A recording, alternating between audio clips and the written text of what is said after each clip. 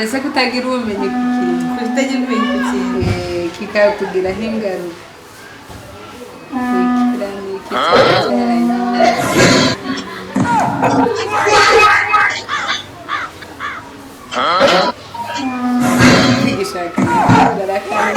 twongeye kubasuhuza ni kuri Bismart nanone.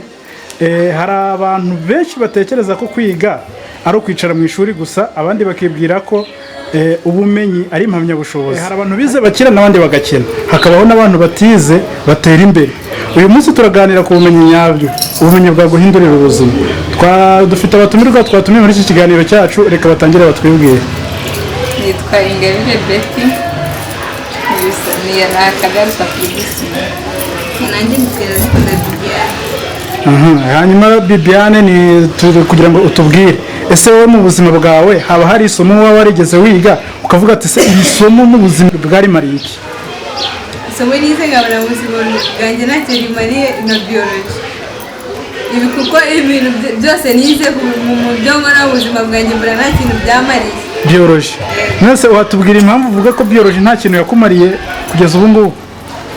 Impamvu nakubwira njyewe nize biology, ubu ngubu banyigishaga ibintu by'ibinuze by'ibiremwa by'ibiti, ariko ubu ngubu nta kintu byamariye. Ubu ngubu ndi mu ikoranabuhanga. Banjye ndashaka kugira ngo mbwire biology ukuntu nta kintu bimaze kandi ryigisha ibijyanye n'ubuzima bijyanye n'umuntu ntarimo muri biology. Ugomba kumenya ibintu byinshi ku bijyanye n'umuntu muri biology. Umenya n'iby'inyamaswa n'iby'ibiti bijyanye n'ubuzima, ariko no ku by'umuntu birimo. Nyine ngiye nkubwiye ibintu byangiriye mu buzima bwa biology ubwo ntabwo yakubyarira amafaranga, none yoza kuba uri umuganga. Nyine uri kumva abaganga nibo abaganga nibo yayize mbere, ngiye ntacyo byamariye. Mbese uri kumva yaba biology ntacyo yakumariye kuba warayize. Okay. Hanyuma rero muri biology na ikoranabuhanga rishobora kuba rikora ibintu bita DNA, ntabwo bizi. DNA ibura nipimwa n'ibintu by'ikoranabuhanga. Nyine ikibazo Bibiane ari kureba ko ntacyo byamumariye kugeza kuri ubu.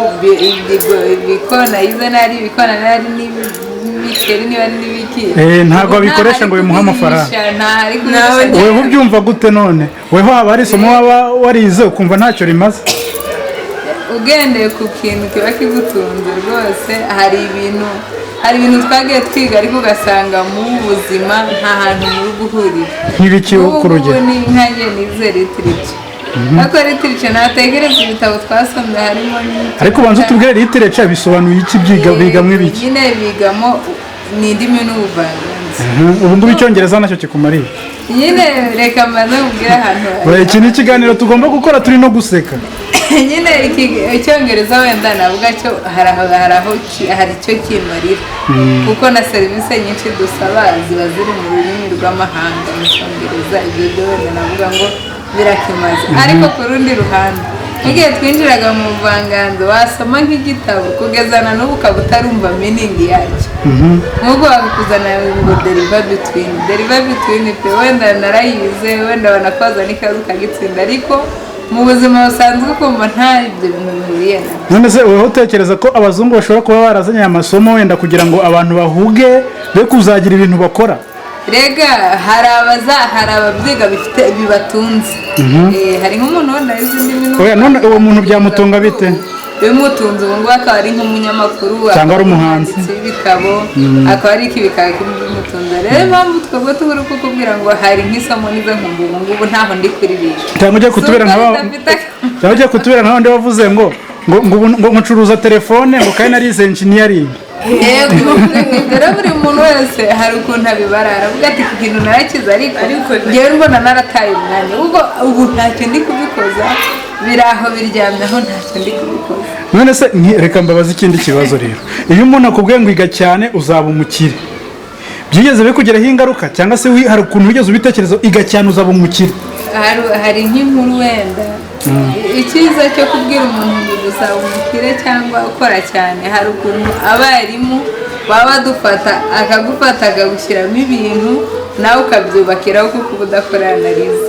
Ariko nk'ubu ngubu njya mbitekereza, nk'ubu hari ngiye wigaga umwarimu akakubwira ati uramutse umenye gukora ibi uzi uri mu bantu ba mbere b'abakire, ukumva akakubwira buryo ki utajya uhembwa amafaranga munsi ya 600, kandi se we wowe ntiwanarize ngo uvuge ati se ko ari kumwe nzahembwa menshi we wahembwa nk'ibihumbi 100 na none akibaza we uko abizi cyane akaba ahembwa makeya nyine wowe ntiwanarize nyine ntubuze uko isi yubatse ntubuze uko uri umunyeshuri ibintu byose ubifata ko ari nyabyo nta n'ikintu haka muri mwe nta muntu mukiri abanyeshuri mukiri abanyeshuri mwatekerezaga ko ushobora gusoza nawe uhembwa ibihumbi 100 none se ibyo bintu hari ingaruka bigira ku bantu nyine iyo usohotse tuvuga ati burya bari abantu bakubwiraga barakubeshyaga ntabwo ujya ubikurura ko bakubwije ukuri kuko iyo bakubwiye nta muntu wiga bamubwira ngo uzabura akazi twese dusohoka ishuri tuvuga ngo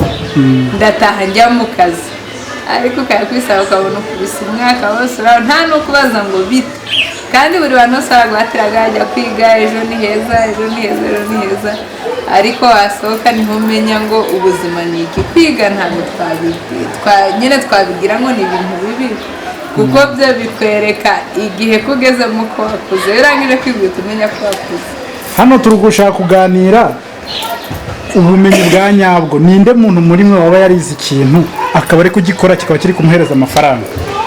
Yewe hari ikintu wenda uvuga iki hari isomo nize muri ekonomi kugezana n'ubu ekonomi isomo rya ekonomi n'ubu ngendana naryo ubuzima bwose nsanga bihwanye n'amasomo nize muri ekonomi. Mbese iryo somo rya ekonomi ryo weme rwose mbese guturuka kuri rimwe kugeza ku mwisho ekonomi ni ubuzima busanzwe muri rusange ntaho waricikira.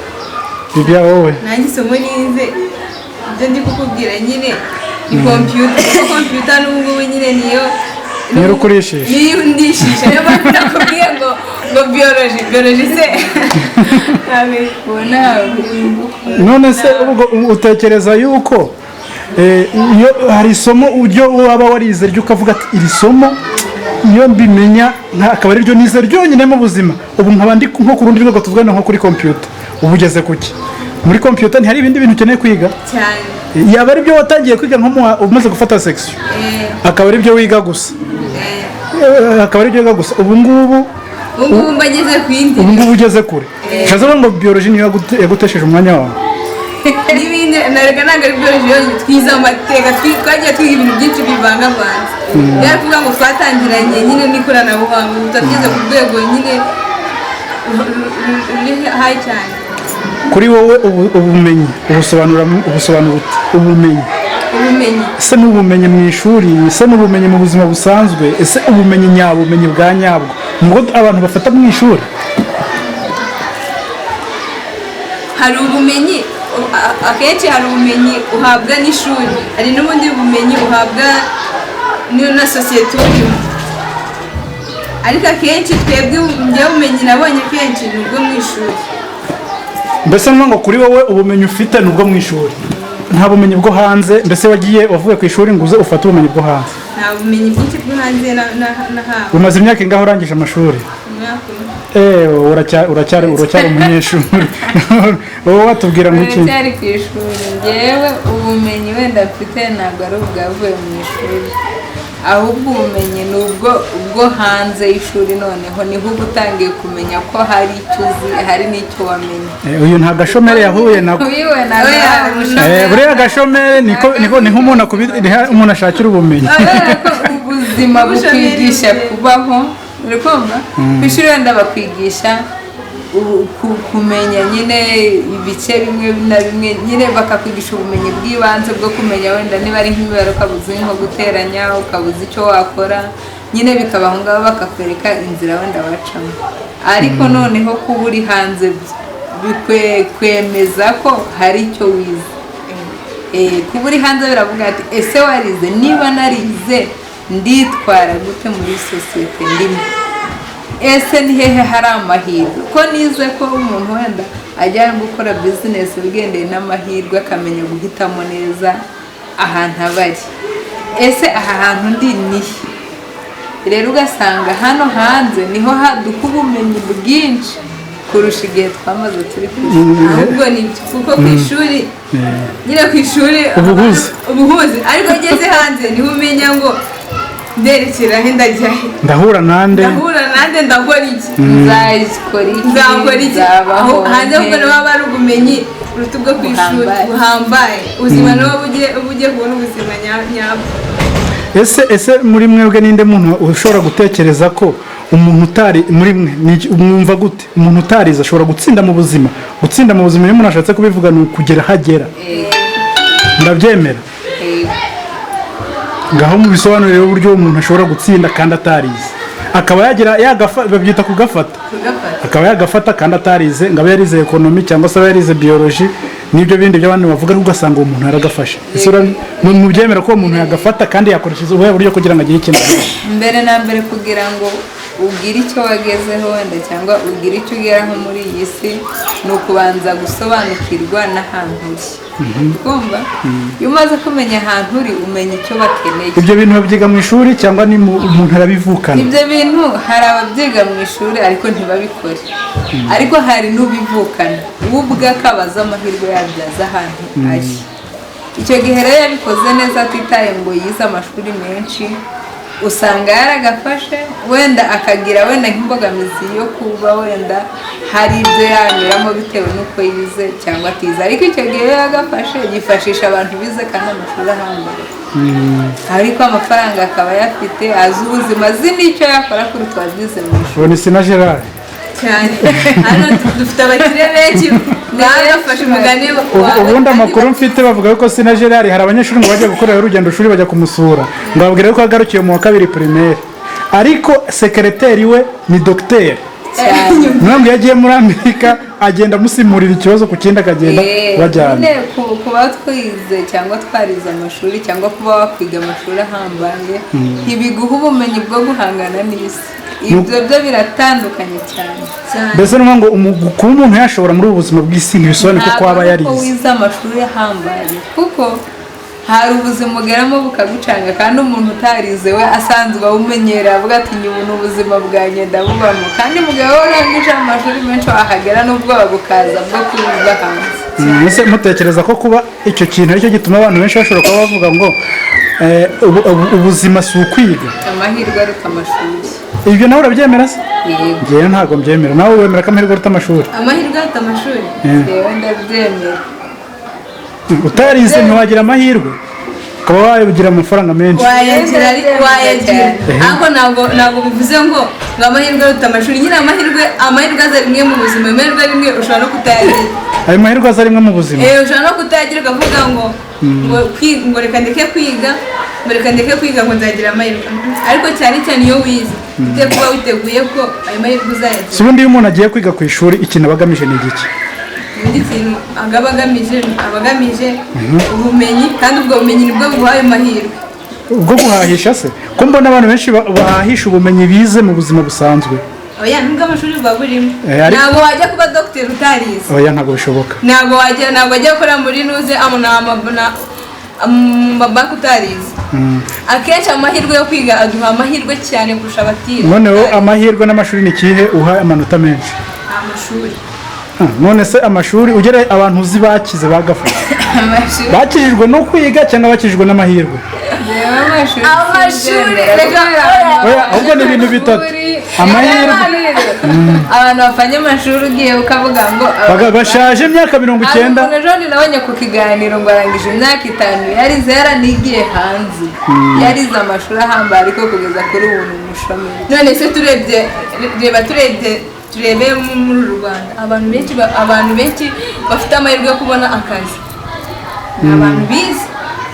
none ushobora kutabona akazi gahambaye ukikorera ibyo ndabyumva amahirwe aba ahari ariko cyane cyane ishuri ntabwo kuko ayo mahirwe ushobora kugenda wenda ubonye amahirwe yo kujya gukorera mu gihugu cyo hanze icyo cyongereza ntakiza ayo mahirwe urayabuze. amahirwe urayabuze yo kujya gushaka akazi. ushobora guhura n'umuntu wenda yaguha akazi ko gukora ibintu by'ikoranabuhanga kubera utabizi ayo mahirwe ukaba uyabuze. bishatse kuvuga kugira icyo bikorera. none ko hari wa mugani hari abantu bashobora kwiga akazi ngo agakore akaba arize mu ishuri aboroka akaba yakwandika n'akadomo yaborotse ariko wamuha akazi akaba atashobora kugakora cyangwa ngo aze muri interview ayitsinda agahora gutyo kandi yari ubwo ayo mashuri nyine muri kumva ayo mashuri ntacyo aba yaramumariye ayo mashuri ntacyo aba yaramumariye ariko abenshi amashuri abaha amahirwe yo gukora akazi, abaha amahirwe mbese yo kubona imirimo, yo gukora imirimo, ariko abikorera kenshi ntibigendera ku ese haba abikorera nyine abikorera business, abantu bikorera business zabo ubundi bavuga yuko abakozi atari bo bakire ahubwo abayikorera nibo bakire, kandi kwikorera ntibisaba kuba waragize ute warize, bisaba kuba ufite iki amafaranga igishoro ufite n'aho watangiriye. none ubu ngubu hari ikibazo nshaka kubabaza, mwese interineti yaba ari ishuri cyangwa naho gutakaza umwanya? Icyo kibazo muri kukinsubiza. Interineti ntabwo ari aho gutakaza umwanya, biterwa n'icyo uba ugiye kuhakora. Hari igihe ujya kuri interineti ufite ibyo ugiye gushaka kandi bifite akamaro wabo, hari n'igihe uba ugiye kuhigira, hari igihe ugiye kwapurayinga sikorashipu, hari igihe ugiye gushaka akazi. Kujya kuri interineti rero ntabwo ari uguta umwanya, kuko interineti itwereka ibintu byinshi kandi byiza twadukeneye twanabuze. Kuba ujya kuri interineti rero ntabwo biba bivuze ko ugiye guta umwanya, gusa ko hari n'abajyaho ari ukwirebera gusa ibitambuka nta kamaro bigwiriyemo, ariko abenshi kugeza kuri kubera ko abantu bazi ku isi yagiye ku iterambere cyane bahajya bafite icyo bashaka, bitari icyo kuvuga ngo ni ugukora ibintu byo kujya kwinezeza gusa. Hari ikibazo nshaka kubabaza buri wese aza kugisubizaho, ese hari ikintu waba warakoze mu buzima bwawe kubera kutagira ubumenyi? Ko turi mu kiganiro cyitwa ubumenyi ni imbaraga, icyo kintu ukaba warakoze ikosa ukajya uryicuza ukavuga ati mana yanjye ikosa nakoze kubera kutagira ubumenyi, ntabwo ari mu ishuri ni mu buzima busanzwe.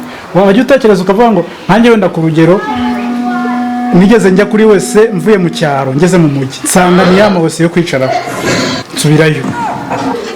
Mwebwe n'irihe kosa iyo utekereje mu buzima ukavuga ati iki kintu kubera kutagira ubumenyi kuri icyo kintu nakoze ikosa ndingiraho ingaruka?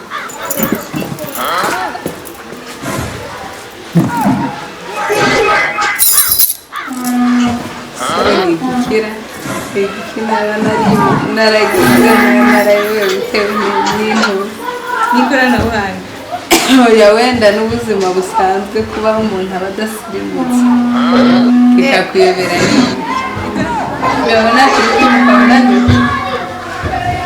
utagira ubumenyi bw'uruze ikintu kugira ku buryo cy'inyuzura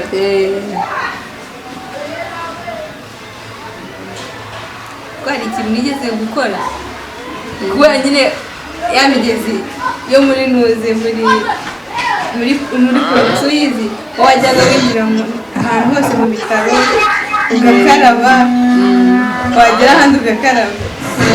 Ngiye nyine ahantu icyo gihe twa tugiye mu bitaro ndagenda nyine abandi nyine ukuntu bakurura ka kantu birangira nahagaze nk'isaha kandi nakwinjira mu bitaro udakarabye nahagaze nk'isaha ukanugana kuzuye nako nuko birange nyine umusekirite nawe yahagaze ararangiwe nyine ubwo yari azi ko wenda ari umuntu negereje ari iki kandi ariko nananiwe kandi utandashobora kubaza nawe ushobora kubaza kuko kandi kandi nyuzuye kakamaze isaha mpagaze uhagaze urabuze n'ukuntu bigenze ukavuga ati nturibwirirwe ubwire uko ubikora. Ikintu kimwe cyane ndakibutse ikintu cyarangiye ubuzi by'umugezi ndabyibuka.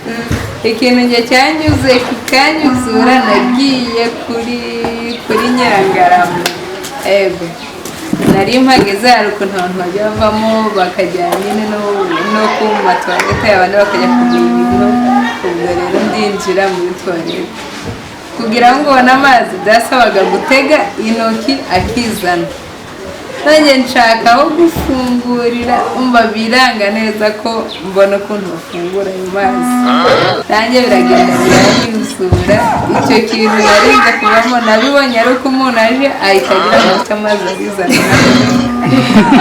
karanyuzura akantu karanyuzuye, ariko guturuka icyo gihe naravuze ati nta kintu cyoroheje gutya ku buryo n'abandi twabona ari ukugira icyo afite sensa hahandi utega amazi ushyiraho ibiganza amazi agahita aza ushyizeho kamwe ntaza niho byanyuzuriye niko kamwe ujya wibuka ukumva nyine ngahita mvuga ati abantu bo mu cyaro burya bararenganye ntabwo nari nzi ko isi yateye imbere ku buryo nakubwira ngo uvome bikoresha sensa kumva rero ni ibintu biba bifite challenge cyane ibintu by'ikoranabuhanga urubyiruko ruvuga ngo ishuri si iryanjye hari umuntu wiga yagera nko mu wa kabiri wa mugani wa runaka wo twavuze kare arangiza akavuga ngo ishuri si iryanjye akabivamo akigendera akajya gushaka ibindi bintu ni iki mwabwira urwo rubyiruko urubyiruko rero icyo barubwira ntabwo ari byiza ko uva mu ishuri nta kintu ugiye gukora impamvu aho ngaho bavuga ati mvuye mugeze mu wa kabiri hari igihe avuga ati ngiye gukomeza kwiga bimaze kunanira kuko abantu bose siko bashobora ishuri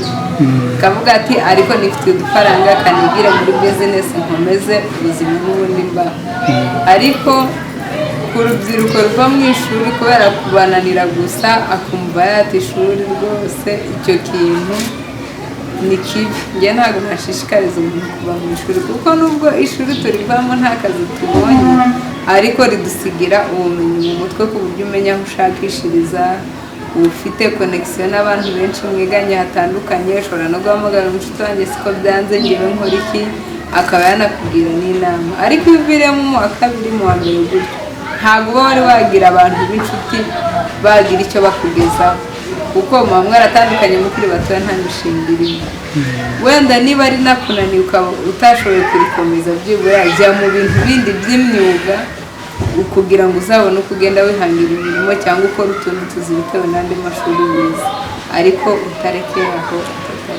bibyare reka tukubaze ku bijyanye n'ubumenyi bw'ingenzi muri iyi minsi wabitondeka gute reka tuvuge ku rugero ikoranabuhanga imari imyitwarire ubushoferi ibintu mbese nicyo ubona cyiza mbere abantu bakwiga kurusha ibindi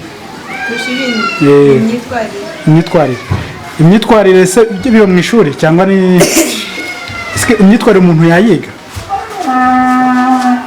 imyitwarire ushobora kutayiga ariko ukayigana cyangwa urabivuka iyo urebye imyitwarire ubona umuntu abyiga cyangwa se ukuntu witwara urabibyiga cyangwa urabivukana biterwa hari uko witwara bitewe n'aho wavukiye hari n'uko witwara bitewe n'aho ubarizwa byahinduka se birahinduka hari n'ibyiciro uko witwara ufite imyaka 8 siko witwara ufite 15 niba uko witwara ufite imyaka 15 siko witwara ufite 20 wagera nsubiza iki kibazo kwiga bitangira ryari bikarangira ryari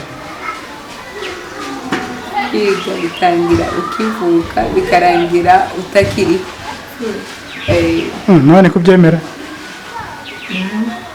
mbese buri munsi wowe bifata nk'ari isomo buri munsi mubifata nk'aho igihe cyose uri mu ishuri ufata amasomo akarangira none se iyo ugira amahirwe yo gusubira inyuma ngo ukaba umwana tuvuge ku rugero cyangwa se ugatangira amashuri wari kwiga iki nibiyo bintu ujya wumva ukavuga iki kintu sinakizi ariko mba narakizi ntacyo nari gusubira uramutse usubiye kuba umwana ni ikihe kintu wakwiga ikintu nakwiga nashyira inuze imbaraga zanjye mu rurimi cyane ururimi ese ururimi ntabwo uruzi ubu ngubu ubu ntabwo nyine wenda nkaba nzi igifaransa nkaba nzi n'icyongereza ubu ngubu uzi iki uzi ikinyarwanda byose bizi gake none se kuki wari kwiga ururimi ujya ubona hari ikintu wahombye kuba utararwize kitubwire ngewe nyine mbabwiye ikintu nahombye ngewe nyine nize muri ya mashuri nyine kuba natangira aciriritse y'abana nyine ku buryo nagiye kwiga ku kigo bavuga icyongereza gusa nyine bikazajya binunda kuba nazi ururimi kuri bo y'abana nyine nabonaga hari abana bize neza nkabona bavuga icyongereza nyine ku rwego rwo hejuru nkavuga yo mba nyine umbwiye nsubiye inyuma nakwiga neza nanjye ngazamuka neza wakwiga icyongereza n'igifaransa cyane kurusha ibindi bintu byose cyane ujya ubona ari byo hano muri ubu buzima turimo ari byo bifite amafaranga cyane ururimi rufite amafaranga nk'ikoranabuhanga ibintu byose mbese biri mu rurimi ururimi. Okay, urakoze cyane. Reka mbashimire, wowe ntacyo wakongera iyo usubira inyuma bari kwiga iki? ubu ngubu bansubije inyuma natangirira ku bintu by'ikoranabuhanga ntereye hasi ku buryo mbyinjira musibye no kubikora bisanzwe. Ubu ngubu ufite amakuru ku ikoranabuhanga, ni ikihe kintu mu ikoranabuhanga ubyumva uri kwiga? nyine nk'ubu ngubu wenda nzi kubikoresha ibirimo inyuma officiel, ariko ntangiremo imbere urukumva nanabicukumburamo imbere nkayamenya n'ikirimo icyo ari cyo cyose uko bikurikirana. reka tubashimire cyane rero abakomeje kudutega amatwi. Dusoza ikiganiro cyacu twababwira ngo ubumenyi si imyaka y'ishuri gusa, ni icyemezo cyo kudahagarara. Uko wiga ni kuhindura imyumvire, uko uhindura imyumvire ni nako uhindura ubuzima. Murakoze, ciao ciao, hari kuri Bismart. Sawa, mwiruke gukora kanda subscribe, share and comment. Naho utaha